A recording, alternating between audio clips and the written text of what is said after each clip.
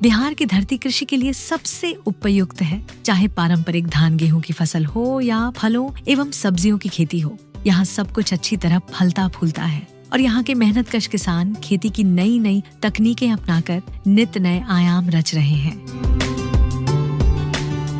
सिवान जिले के दरौली प्रखंड के एक किसान हैं ब्रजराज भगत, जिन्होंने सब्जी की खेती कर अपनी अलग पहचान बनाई है। मेरे पास 3 बीघा 3.5 बीघा जमीन है जो एक ही जगह मेरे दरवाजे पर है।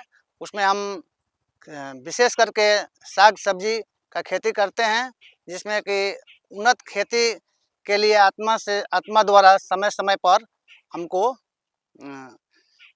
सिखाया जाता है, ट्रेनिंग दी जाती है।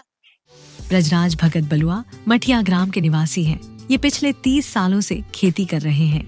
इनके पास कुल 3 बीघा जमीन है, जिस पर केला की G9 वैरायटी इन्होंने 10 कट्ठे में लगाई है, जिसके 1200 पौधे आत्मा सिवान द्वारा उद्यान विभाग से उपलब्ध कराए गए हैं।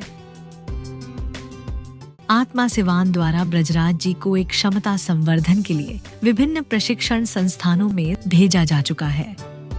कृषि आत्मा के द्वारा दरौली में ट्रेनिंग किया गया था। कभी कभी हम लोग टूर में भेजा जाता है, टूर में भी जाते हैं ट्रेनिंग करने के लिए। तो आत्मा से बताया जाता है कि किस तरह खेती किया जाए, कौन सा खेती कब किया जाए, कौन सा खाद कब दिया जाए, अनेकों तरह के सजेशन मिलता है। उसी के अनुसार हम लोग खेती करते हैं। केला के अलावा ब्रजराज जी ने 15 कट्ठा में सरसों की फसल भी लगाई है। साथ ही प्याज 10 कट्ठे में, गोभी 5 कट्ठे में, बैंगन 3 कट्ठे में तथा आलू और लहसुन 4-4 कट्ठे में लगाया है। सिंचाई के लिए ब्रजराज जी ने स्प्रिंकलर लगवाया है एवं कई फसलों में बोरिंग द्वारा भी सिंचाई करते हैं। उर्वरक के रूप में ब्रजराज जी आवश्यकता अनुसार जैविक तथा रासायनिक दोनों प्रकार के उर्वरकों का इस्तेमाल करते हैं। या उद्यानिक और सब्जी खेती में जो सिंचाई के साधन के रूप में ये जो माइक्रो इरिगेशन, जो हमारा स्प्रिंकलर और ड्रिप इरिगेशन सिस्टम का ये उपयोग कर रहे हैं। ये कहीं न ये सिंचाई का जो माध्यम है ये जल संरक्षण में सहायक है।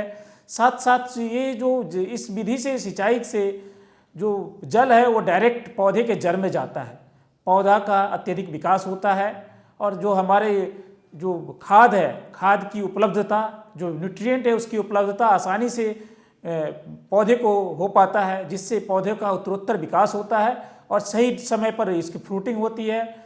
पौधे का साइज भी यूनिफॉर्म रहता है। तो ये इनके लिए बड़ा यूनिक है और ये बिहार सरकार के उद्यान संभाग के माध्यम से इनको ड्रिप और स्प्रिंकलर के लिए इनको अनुदान मिला है।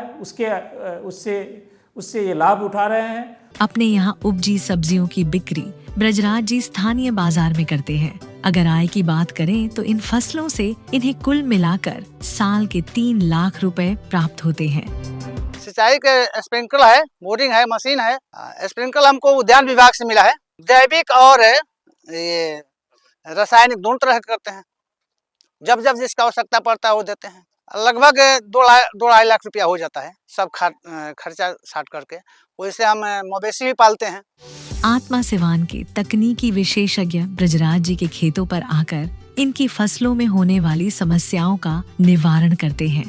ब्रजराज जी मानते हैं कि आत्मा के प्रशिक्षण से उन्हें काफी लाभ प्राप्त हुआ है। आत्मा के माध्यम से हम लोग इनको राज्य के बाहर, राज्य के अंदर, अपने जिला में भी समय समय पे इनको ट्रेनिंग देते हैं, ताकि इनका क्षमता संवर्धन हो और लागत में कमी आए इनका और उत्पादन में वृद्धि हो। और उसी तकनीक से ये खेती करते हैं और इनको अधिकतम अपने खेती में लाभ होता है और आगे भी ये खेती करते रहेंगे। इस प्रकार सब्जी, तेलहन एवं फलदार फसलों की आय से ब्रजराज भगत अपने परिवार का भरण पोषण अच्छी तरह कर रहे हैं एवं एक प्रगतिशील किसान के रूप में स्वयं की पहचान बना रहे हैं।